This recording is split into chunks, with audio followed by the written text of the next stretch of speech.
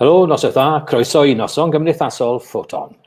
Welcome to another Ffoton chat, and we'll go through some slides with our guest photographer and musician, Mr. Simon Bray.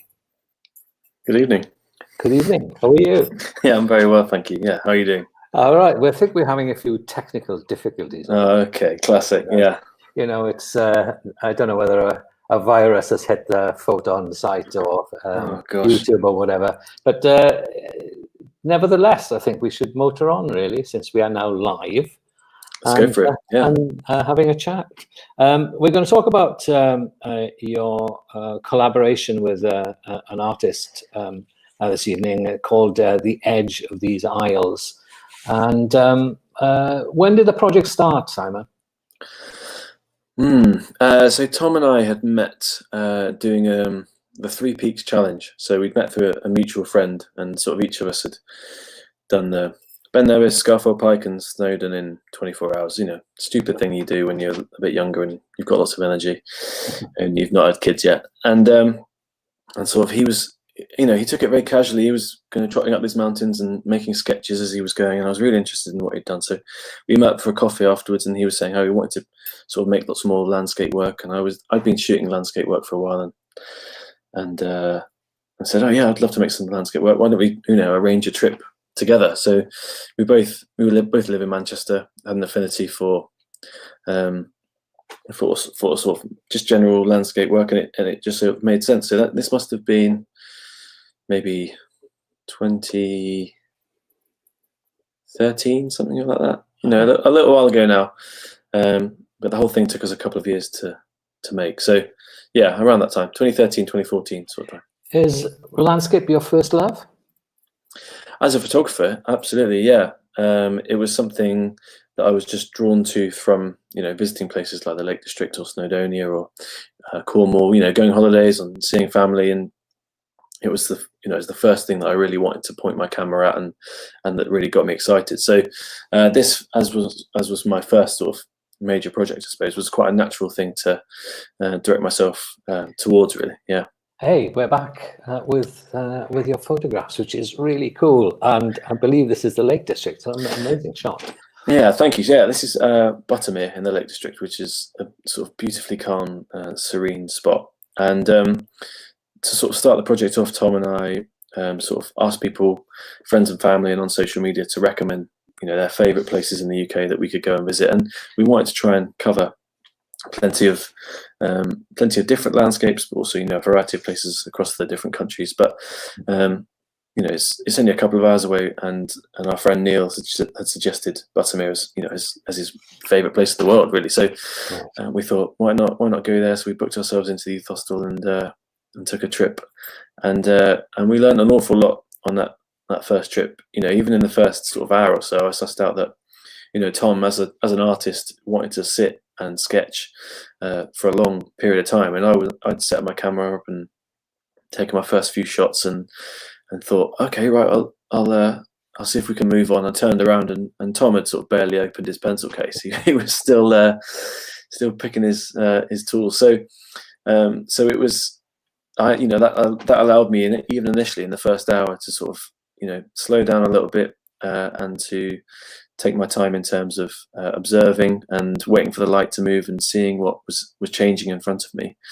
And then this is Tom's impression of the same view. So he uses lots of different mediums when he's working in the landscape. He's taking sketches, but then he would obviously go back to his studio and use pigments and paints, and then also this has got a layer of wax over it. Yeah. And then lots of things are quite abstract as well. So this, for example, was a view through the valley of Crummock Water, which is just along from Buttermere, and, you know, that the abstract lines sort of represent the mist which was hanging in the valley there. So rather than being a sort of a very literal depiction, he sort of uses shapes and gestures to represent different things. Did you share photographs with him after you'd been on your trip? Yeah, and he was interested to see what I was observing, and I was very interested to see what he was observing. And I think initially I was just there to try and sort of take the best photo I could, if that makes sense. And I mean, that sounds quite obvious, really, but that felt quite naive once I'd understood Tom's process a bit, which was on location, not to just see the bigger picture, but to find an aspect of the landscape which really interested him, but also to use his sort of all of his senses to create a real sort of emotional connection with being in that place at that time, and to try and get some of those, distill some of those ideas down into his notebook, which he can then take away. And obviously he's got the sort of luxury of time there to dwell on things and to let that soak into the work that he was making. Whereas obviously as a photographer, I had to sort of respond quite quickly. But I mean, the image you're seeing here is from Lindisfarne.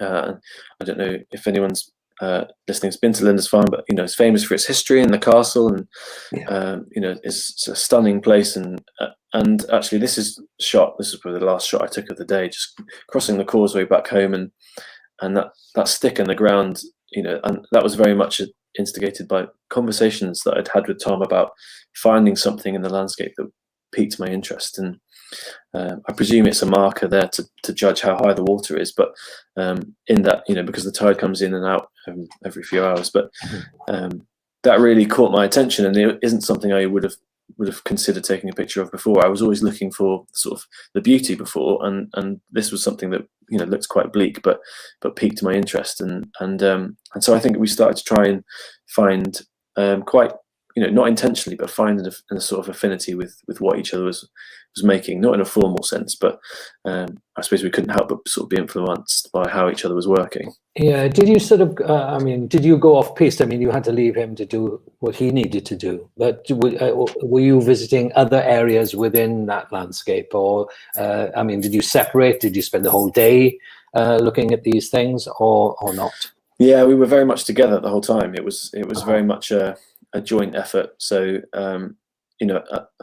as I said, I like to keep moving as a photographer. I like to sort of be on my feet and keep, seeing what the light's doing, but just, taking as much in as I could.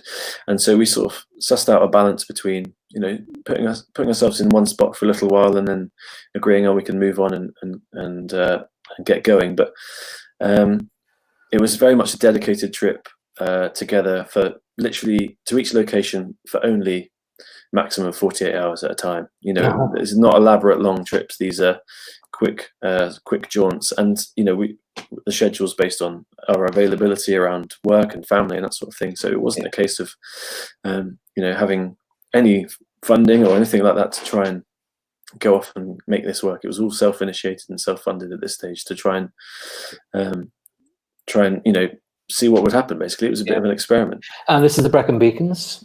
Yeah, this is the Brecon. So we'd been recommended the Gower Peninsula, which Tom had visited before, but I hadn't. And someone had mentioned the Brecons, and again Tom had been, but it wasn't somewhere that I'd ever been through. I'd been to Pembrokeshire an awful lot, been to Snowdonia an awful lot, but the Brecons really intrigued me, and so we sort of stopped on our way down and just found sort of car park lay-by, and just thought, right, we'll walk up there, see what happens, come back down. And we knew we were aiming for the youth hostel in Brecon for the evening, and it took me by surprise, because I just had the most fantastic day as a photographer. The mist and the light were just incredible.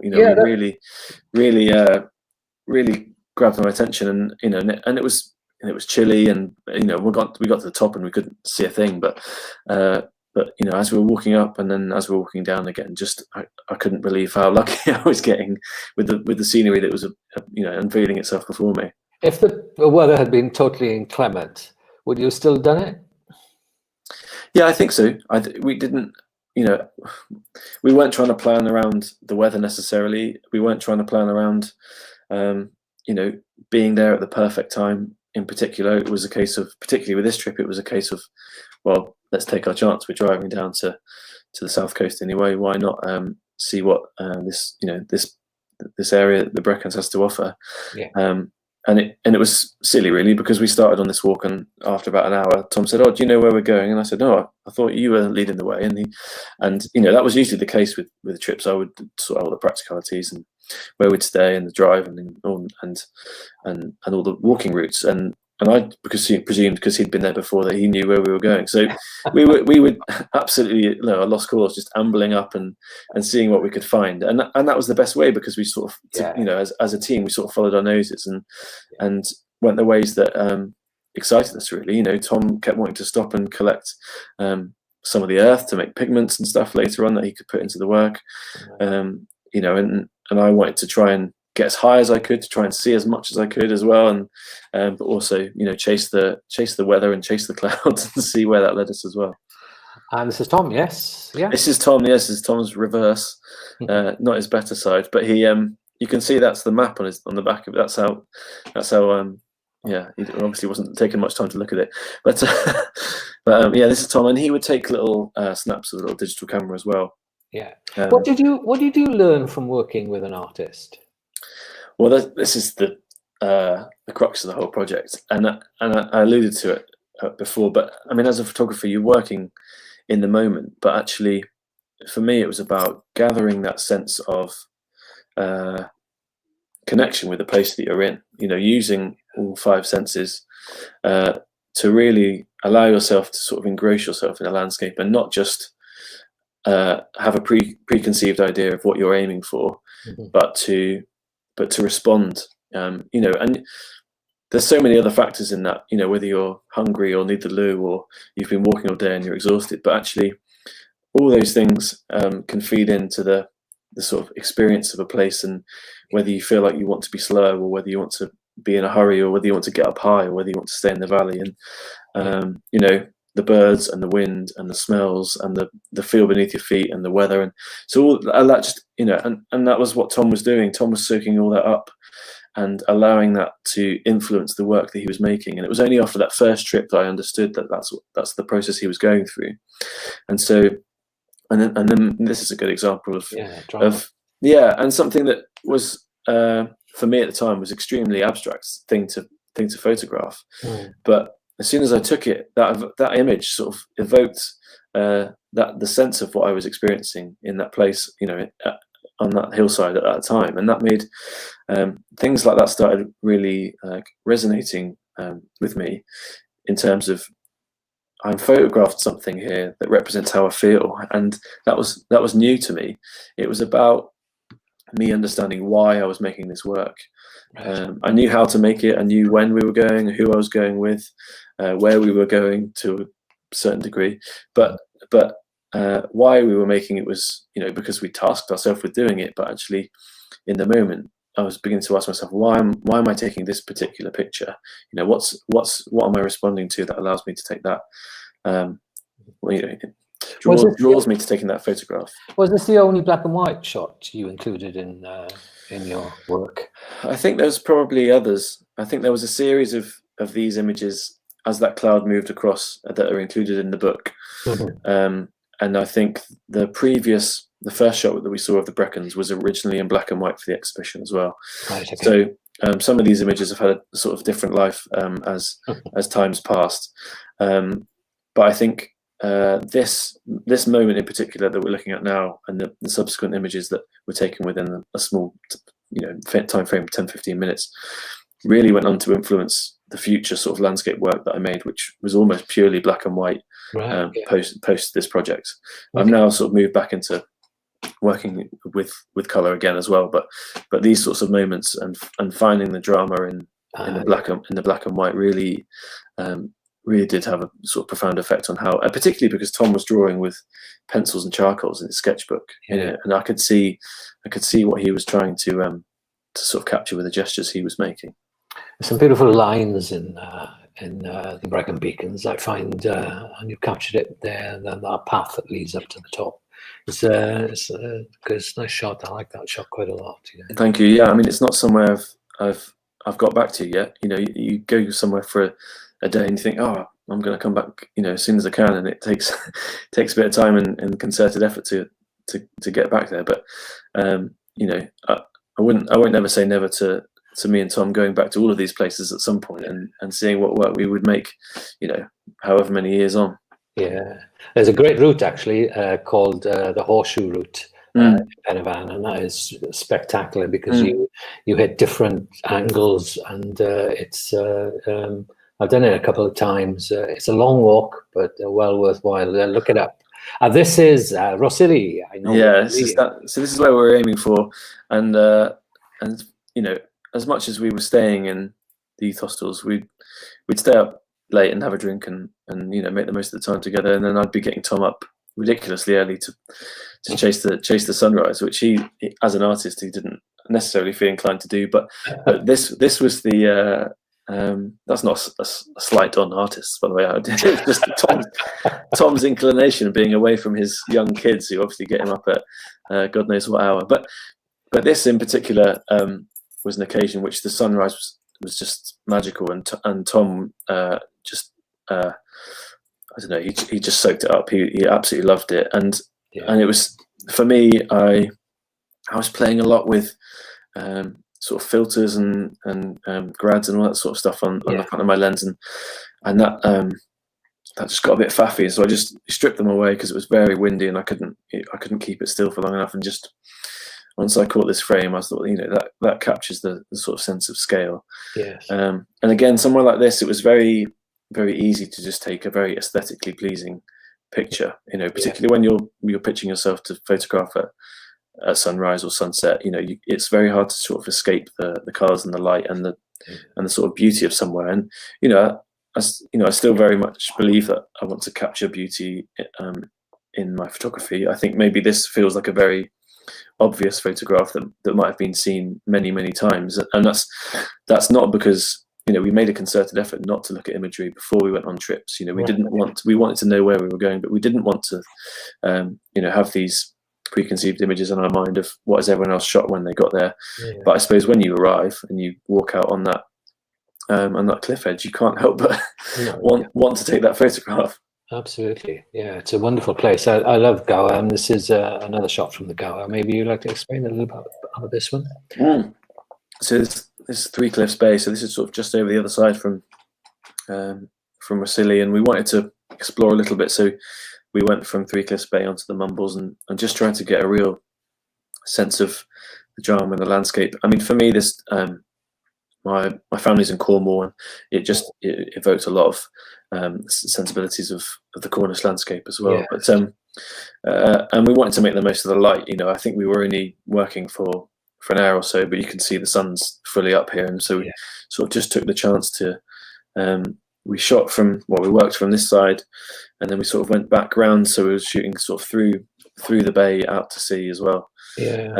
But this angle in particular just sort of caught my imagination in terms of the sort of structure. And I've always wanted to try and use a lot of sort of negative space in landscape imagery, so using a lot of the sky or a lot of the sea, and so this just you know, this sort of just worked for me when I arrived. It just sort of all clicked into place. Yeah, it's funny that it's funny how these places like obviously Cornwall and Gower and places in Pembrokeshire, the light, the quality of light is kind of is unexplainable, I think. And I mean, it's obviously a draw for artists of all sorts, you know, and Three Cliffs has been painted quite a lot. And actually, there's in the church near there's actually a very beautiful stained glass window down of Three Cliffs, which is quite magnificent. Yeah, I'll have to go and find that on our return trip.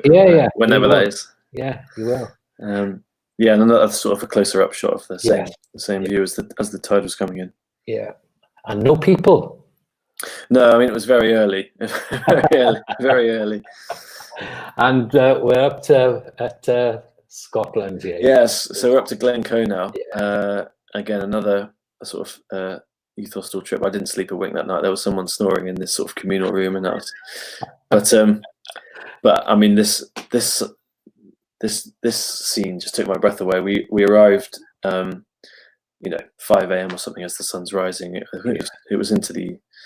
But we got out of the car, and I thought I couldn't believe what I was seeing. And there was a few other cars about, and I looked out, and you couldn't move for photographers with tripods taking pictures of this view. So there's a couple of other chaps who've got exactly the same shots as this potentially, but you know, we arrived when the sun was still down, and it just rose over this sort of large sort of tundra type flat plain before the highlands sort of jut out into the sky, and you know, that low mist was just hanging in the valley for long enough for the light to catch it and just warm everything up. And you can see even in this picture the sort of gradient between where I'm stood through the water that just still has that greying, like bleak sort of coldness to it before you get into that the warmth of the light. So it was a real special time. I mean, I could have spent an hour and then left, but we spent some time in the valley, walked through the valley, and then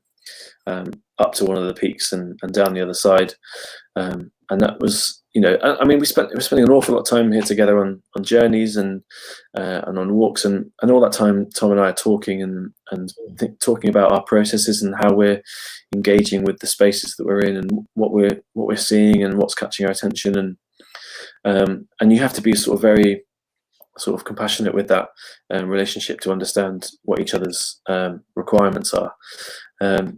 Especially when you're getting up, you're getting someone up very early. You want to sort of make sure you're looking after them through the rest of the day. But I mean, getting up to the top of the peak was remarkable, because you could just see it for absolutely miles and see over to Ben Nevis, which was very special considering that was where Tom and I had sort of first got to know each other on that Three Peaks walk. Yeah, and were you ever, I mean, you say you've been to Snowdonia. Were you tempted to go to Snowdonia, or was it was time constraints and that held you back from going there? Or did you make a list before you started? Yeah, we sort of made a list. Once we'd done that first Cumbria trip, we sort of reassessed what the locations that people had suggested, and I think at that stage we wanted to get a balance. So we were conscious not to spend as Englishmen all our time in England, and very aware that the landscapes in the rest of the UK are far more interesting and dramatic than a lot of what England has to offer. So we made sure that we covered Wales through the Brecons and Gower, Scotland through Glencoe, and then also Northern Ireland, which was the last trip, and we went up to the north coast in Northern Ireland, and that was just a case of balancing it out. So Snowdonia was the first place that we went to once we completed this project, to try and see if we could make new work, I suppose. So it was very much high on our list. I mean, I've made work of my own accord in Snowdonia, which was exhibited at the Millennium Centre in Cardiff 2 summers ago for the Festival of Voice. We sort of partnered up lots of my Welsh landscapes with some of my work from India and Rajasthan as part of the sort of uniting of the musical cultures of Wales and Rajasthan for the Festival of Voice there. Cool. It's always a difficulty with landscape, because if you're visiting places which people know of or have seen in other pictures, is to try and avoid the cliche at all time. Do you know what I mean? Cliche can be, it's very tempting, isn't it, to be? Absolutely, yeah. And I don't think I'll hold my hands up and say that I didn't avoid it to a significant extent. This was very much my first project as a photographer. Right. We were visiting places that people had recommended because they are sort of tourist hotspots, and people that draw a lot of people, they draw a lot of photographers and artists. And so I think what Tom and I held on to was the fact that even though we were going to these places that were very, very popular, that actually it was the collaboration which made what we were doing unique. And that in terms of going on to deliver the project to an audience through various means, that actually there was enough interest there, because I could have gone to all these places on my own and taken very similar photographs, but they would have been similar, but not the same in terms of being informed by the relationship between Tom and I. And then obviously what we're seeing here is the majority of is the photographs, but actually for most viewers of the project, whether it's through the book or exhibitions, is actually they've seen my work and Tom's work, sometimes side by side, but certainly within the same space or on the same page, and that gives a very different effect as to how you perceive what the project meant as a whole. It's really funny standing on high when you look at mountains. They look quite. I've done this myself. I stood on top of a place and looked at the scenery below, and it looks so small, doesn't it? Yeah, just absolutely dwarfed. I mean, Ben Nevis is in there, and I think the size of the clouds as well, and especially in terms of the scale, sort of really make it feel like it's sort of minute. And I mean, again, I'm using a lot of negative space with the sky, so I could have easily have included a lot more of the valley there to feel like you're sort of grading up to the peaks. But actually, I wanted to try and represent somehow that sort of vastness of what we were seeing from that peak. I mean, that contrasts with the next image, which was taken. This is Tom's. This is Tom's appreciation of looking through that valley, just down to the right of where that previous photograph was, and seeing that mist. And I mean, and his interpretation of there being a shape of mist in the center of that valley, but then it's the sort of dotted line is alluding to the fact that it's shifting, it's moving, it's sort of almost alive, and you know, so some of it, you know, feels sort of semi-realistic, but then he's very much putting his own sensibility into each piece. Yes, indeed. I love this shot. Yeah, I really love this shot today. So this is the first thing in the morning again. So sort of going back to when that sun was rising, and I mean, I think I've been looking the other way towards the sun, and I just turned around and I knew I had to take that shot extremely quickly. Just one frame was all it was just to get that reflection off the bothy of the hut there. So it's actually a reflection. I thought it was actually a window with a light in it. How bizarre is that? Yeah, so it's the reflection of the sunrise in the window. Oh, wow. Yeah. So I mean, it was there for seconds and then gone. Do you stay in this bothy? No, stuck to sort of 17 quid youth hostels or whatever it was. but they serve a very good purpose, youth hostels. Yeah, indeed. And then where are we here? This is the final trip, Northern Ireland. So this is Carrick Reed. So there's a sort of famous rope bridge, but we sort of wanted to try and, I don't know, it felt very different. You know, we had to fly, and we had a cameraman with us who was making the project documentary, which we sort of put out at the same time as the book and the first exhibition. And so it felt different having somebody else with us and sort of filming us and asking us questions and sort of interrupting our flow a little bit. And I think I didn't quite know what to photograph, really. I think I'd got to a point in this stage of the project where I sort of really wanted to avoid the cliches. I didn't want to just photograph what I thought everyone else was going to photograph, and to try and find something that you know, had my own sort of stamp on it, my own personality, because I could see, you know, slowly but surely Tom's work evolving and being just so very much of him and of his sort of artistic voice that I really sort of felt the need to try and so I think that meant I struggled actually in Northern Ireland. The weather was pretty awful. We got wet and snowed on and hailed on, and everything under the sun seemed to fall on us in that sort of over that weekend. But this was one of the shots that I came away with and just felt it sort of represented where we'd been and my sort of sense of this, I suppose, the ruggedness again, the sort of it's quite harsh, isn't it? Very harsh, yeah. And as you know, everywhere we went, it was just so characterised by the proximity to the sea and to the coast. So it just seemed to sum it up for me. And then this was Tom's piece from Northern Ireland, and he works a lot, you know, as a painter, but then also a lot in relief, a lot in 3D. So you know, works a lot with wax coverings over pieces. And then this was sort of a quarry. So he wanted to try and represent something of that sort of the gap, I suppose, that we were stood in.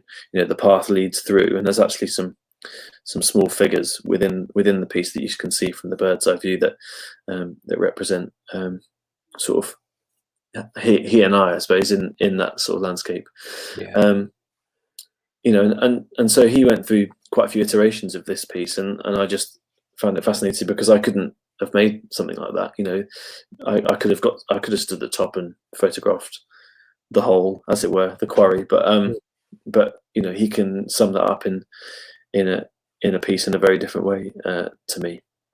This is interesting. We were talking about this earlier. I mean, maybe tell me a little bit about bit about this, Simon. Yeah, so I mean, so Northern Ireland was formerly the last trip, but we wanted to try something else out. I had this idea, and I thought, let's see if this works. So actually, we went to the Peak District, which is less than an hour away for us, and we swapped mediums. So the photograph on the left was taken by Tom. So I gave him my camera, gave him a quick tutorial on how to use it. And he ended up taking a photograph better than I probably would have taken that day. Well, I think maybe he was lucky because of the weather, Simon. I think the weather and the way the light is shining on the top of that hill, little squall in the background. It's sure. I think he would have taken that one as well. Well, yeah, I don't know. I mean, he didn't know. I had to dry the camera off with a hairdryer afterwards because he didn't know how to look after it as a piece of kit. So there was. But anyway, the image on the right is a drawing that I made of a similar view, sort of back down the valley, and that just gave me such an appreciation for the skill set that Tom had. He's obviously been to art school and learned the sort of craft of what he did, and so for me to try and portray something. And it just felt, I just think that looks so flat and there's no depth in it. And I've tried to put in some drama and some texture and stuff, but it just doesn't do the landscape of the Peak District justice in the slightest. So, but it was, again, it was all about this collaboration. We were learning so much from each other and really appreciating what we were each offering one another. Yeah. And so this was the last thing we did before we went on to sort of deliver the project, as it were. So we were very fortunate to receive some Arts Council funding for making the last trip to Ireland, and then completing the book and making an exhibition, which was at the Whitworth in Manchester. So I think we've got some stuff coming up of showing us how we did that. But there was a couple of shots that of Tom's studio, and I spoke to Tom earlier this week, and I wanted to see what he had to say about sort of where we're at now, as in what did he think we learned from the project. So I'll just read, if that's okay, very quickly what he said. So Tom says, my thoughts on the Edges work would be to keep empathy and persistence as the focus, especially when in a collaborative project, as most things in life are. So to actively aim to leave preconceptions behind that speak of how the work would finally emerge.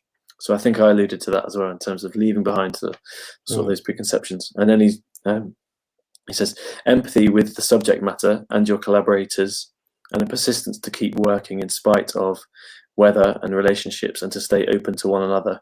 The quality of the work and what it actually means will usually come later, and that's okay. He says, I think we were incredibly lucky, or I feel I was, in working with you, which is very kind of him. And he closes by saying, I don't know that I did these things that I've mentioned here in the above sentences, but they are what I can see now, the years after the culmination of the project.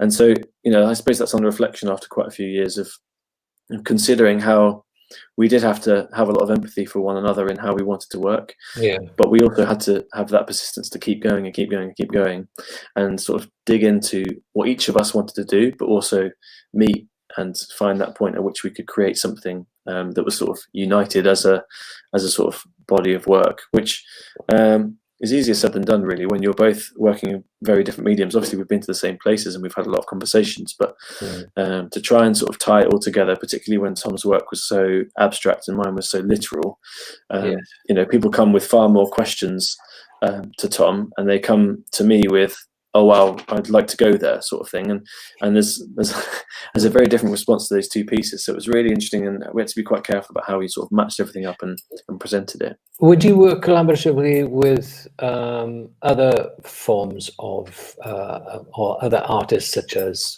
writers or poets? Is that something that tickles your fancy? Yeah, 100%. I'm extremely open to working with anyone of any sort of creative medium, really. I mean, we got a friend, a writer, to write the foreword for the book, and he came on that Peak District trip, right? So he could understand a bit more of the dynamic that we were developing between Tom and I. But I mean, that didn't go on to inform the work we were making. But we wanted to make sure that we were including a writer. But I mean, I've been very fortunate to work in sort of cohorts of photographers, so with 5 or 6 other photographers as a collective to make bodies of work, and that led me down paths that I never otherwise would have followed, made work I wouldn't have otherwise made. I've been very fortunate to work with Manchester International Festival and being part of their sort of talent development setup that they run every couple of years, and that's with artists from completely different, so classical conductors and composers and filmmakers and choreographers and anything you name it, and again, just to see how other people engage with their subject matter and draw on draw inspiration from what they're engaging with, but again, just having those conversations as well. As photographers, it's very easy to sort of get caught in the bubble of photography and we've talked about cliches and things, and it's easy to sort of, you just feel like you're going around the block with photography, but actually there's a huge amount of other stuff that can inform what we work on. I mean, in the book we list all the music that we listen to on the journeys. Right. Well, and I mean, music's hugely important for both Tom and I. Yeah. And so, listening to Stravinsky, like the Rite of Spring, on the way down a valley in the Lake District, or something. He's a big fan of Bowie and Eno, and so he took the liberty of educating me on that, and I would teach him some stuff that I'd learned on doing my music degree and that sort of thing, and so again that really evoked something in us before we'd even arrived at a location. Right. So and again, we found a lot of affinity in sharing the music. There's a lot of trust going on there. You're in a car with somebody, you might be in a car with somebody for 6 or 7 hours. You don't want to put a dud record on that they're going to hate for 45 minutes. Certainly not. I mean, the design of the book is interesting because you designed the book as well, did you, Simon? Yeah, I did. Yeah, and I was very pleased with it at the time. I think we were able to pull together some really nice strands of obviously my photography and Tom's artwork, but also lots of Tom's sketches. We took time to photograph his sketchbook, so we could sort of see a bit of the process. Yeah, we each wrote sort of diaristic aspect for each location. As I said, we listed the music, we had the foreword. So I wanted to put it together, and looking at it now, it feels very busy. It feels like there's too much, and I think actually I would have benefited from having someone to edit the sort of image selection, particularly on my part, just because I feel like I overloaded it a little bit. But actually, as a body of work, I'm extremely proud of it. I know Tom is extremely proud of it. Particularly as a book, to have that artifact and know that we made it, it sold out, and there's a certain amount of people that own that and can look at it and share it, and it's a very nice feeling to have that summation of our first major project together. Cool beans. And awesome, nice layout for an exhibition. So we were very fortunate to have one night at the Whitworth in Manchester, which is one of the public art galleries, and as you can see, just about we mapped out the British Isles in sort of slate stone on the floor, and then placed one of Tom's pieces and one of my pieces according to where it fitted on the map on the floor. You'd be amazed at the amount of people who walk in a room full of art and don't look at the floor and kick stones everywhere. But it was, again, we're trying to add lots of layers to it, to the experience. So, on that night we had a discussion between Tom and I, as well as presenting the work. We showed the 25-minute documentary. The book was on sale. We had the drinks all from the different locations, so with beers or spirits or whatever, all taken from the locations that we'd been to. So the marketing was important then, Simon? Yeah, I mean, for me, we'd worked so hard for a couple of years on making this work, and Tom especially had spent hours and hours and hours in his workshop and in his studio making all this imagery. That actually, and we fortunate enough to get this grant, this money from the Arts Council, which hasn't been forthcoming since then. There was obviously something about this that drew their attention, but I wanted to make sure that we we delivered this work and found an audience with it. So I think on that night we had 400 people come and see Wow. see it, and we've exhibited the work subsequently in Kendal and Clitheroe, Oh, wow. and a couple of other places. So it's travelled a bit as well, and it was a real kickstart to my sort of career as a photographer. It got me a lot of recognition in terms of finding a way and people knowing that I was a photographer in the first place, to a degree that was more than just someone who had a camera. It allowed me to think I can do this professionally. Right. Okay. Which was a very important step for me, really. But I mean, it's very important to try and deliver anything you do to an audience. And actually, as part of the remit of an Arts Council grant, they say, who are you reaching out to, and how are you going to engage your audience and stuff. So, I used social media and existing contacts and stuff, and I know that the work was seen by a huge number of people online as well as in person. So it's a very gratifying thing to go through in terms of delivering a project, and that sort of methodology is very much informed how I go about delivering sort of subsequent bodies of work. Yeah, you self-published quite a bit, really. I mean, you've done quite a bit. I mean, yeah, and whether that's a small zine I've done 30 copies of, or whether some very personal work that I just wanted to have something in print of, or whether that's something that I've kickstarted and raised thousands of pounds and done on a much larger scale. How was kickstarting something and raising money through Kickstarter? How did you find all that process? Well, that was for a very different project called Loved and Lost, a documentary project, which invites participants to sort of restage an old family photograph of someone who's passed away and record an interview. So that was a very different audience, and that I'd been working on that for 6 years before I asked anybody for any money. So I'd been making all these stories, and it had lots of media coverage in The Guardian, from BBC Breakfast TV and that sort of thing, before I'd thought about making a book and making a product. So I think by that point I'd spent a long time investing in developing that audience. So by the time I asked them to kickstart it and pop in 15, 20 quid or whatever it was for a copy of the book, that I mean, obviously it's a nerve-wracking thing to do, and you have to overcome that barrier of asking people for money, and but I mean, I was very fortunate to have a great designer. I knew I'd have a great product at the end of it, and I'd spent enough time working on the project to believe that I was going to create something worthwhile. So I mean, having said that, I've got about 500 copies sat just over there, so if anyone wants one. Actually, I backed you in that project. Oh, I appreciate that. Thank you. Because you did a pitch at Oriel Colwyn, which was interesting, and that sort of made me go to your site when you started pushing it on social media. Well, thank you very much. I've got a question for you here.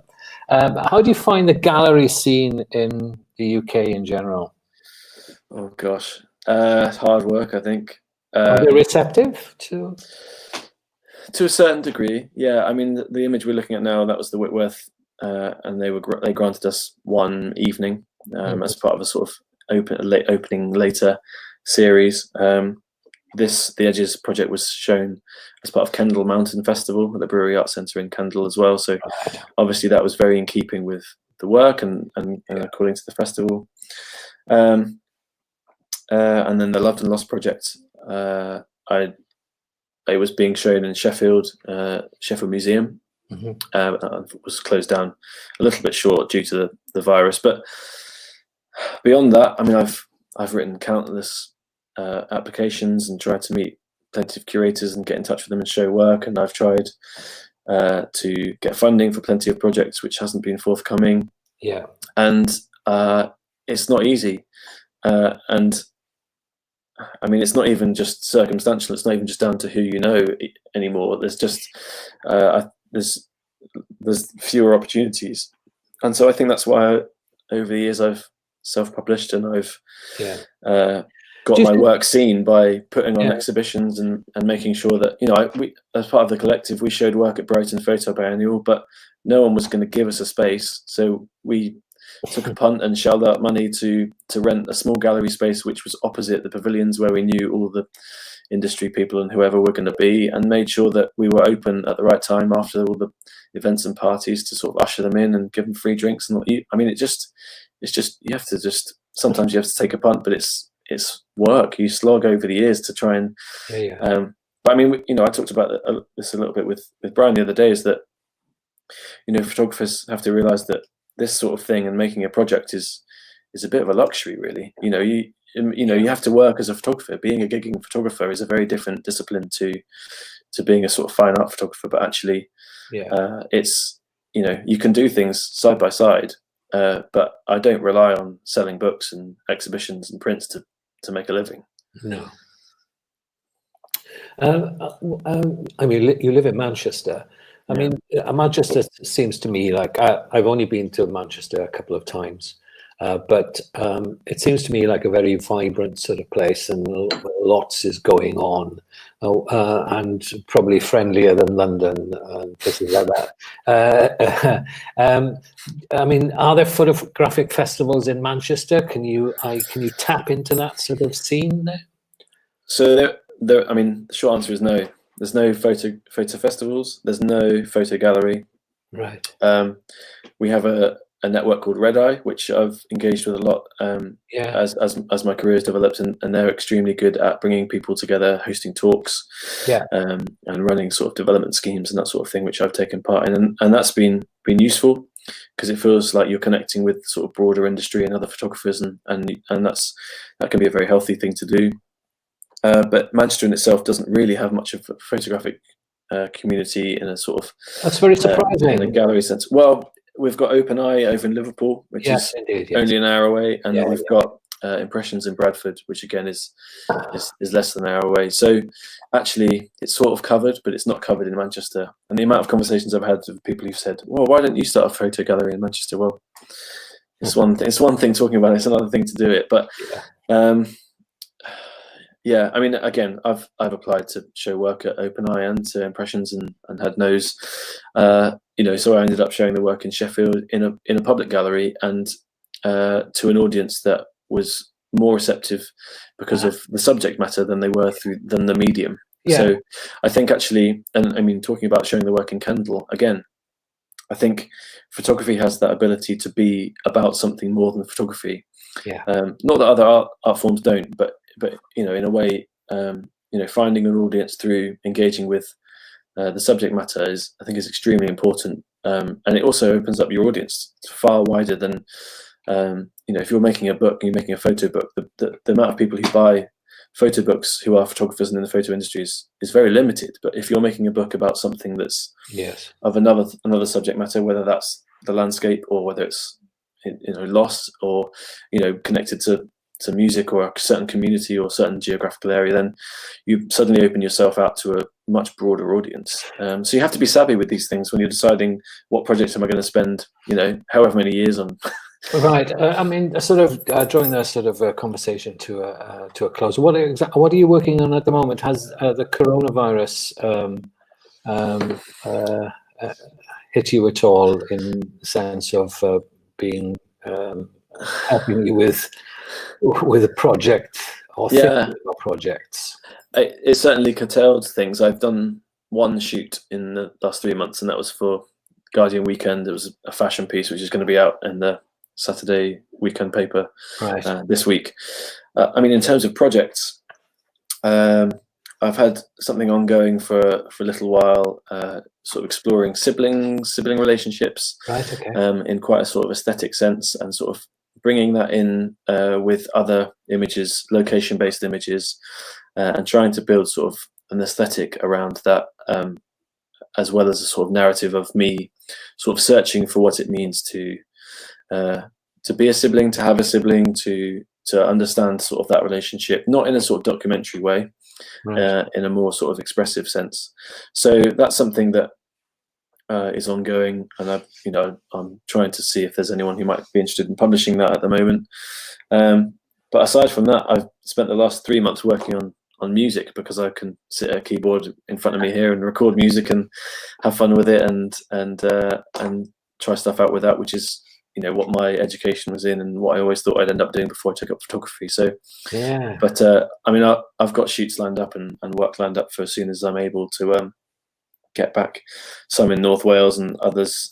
Actually, both significant shoots I've got lined up are in Wales. So Oh, wow. I'll be popping over to visit a few times, hopefully before the end of the year, if we can make everything work. Well, if you come down to Pembrokeshire way, you must give me a shout. I will do. I'll give you a nod. Absolutely. Okay, cool. Thank you very much, Simon. Absolute Cheers. pleasure. Thank you. Bye.